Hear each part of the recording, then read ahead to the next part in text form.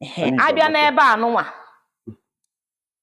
ihe a na-akpọ nke a bụ mgbe ochie dịka a si wee kọwa na nwaanyị toruo oge ije di ọ ga-azụ ahịa mbibi dịka a zụrụ ya n'ala Igbo ukwu a ihe anyị na-akpọ ya bụ ahịa mbibi. Abịa saịdị Ọka a na-akpọ ya Nsebe, abịa saịdị Imo a na-akpọ ya Iru Mgbene, mana abịa n'ala Igbo ukwu a ka ihe anyị na-akpọ ya ahịa mbibi. So nwa agbọghọ toruo oge ije di mgbe ochie, onye na-emekwa ihe a na-achọ ịkọwara kịta bụ only a virgin, nwa agbọghọ amụrụ nwoke. A ga-akpọrọ nwa agbọghọ ahụ kpọkpuo ya na one room na befa, ebe ahụ ka ọ ga-anọ complete 3 months, ọnwa 3 zuru ezu.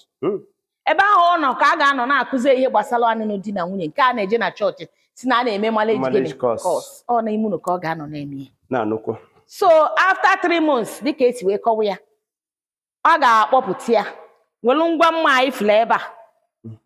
Ngwa mma ihe a na-akpọ ya ume na dormant, ngwa mma ụmụ nwaanyị ji achọ mma mgbe gịnị mgbe ochie. Ọkwa ifuru ya, anyị nwere jigida. This is the jigida. Nke a bụ jigida.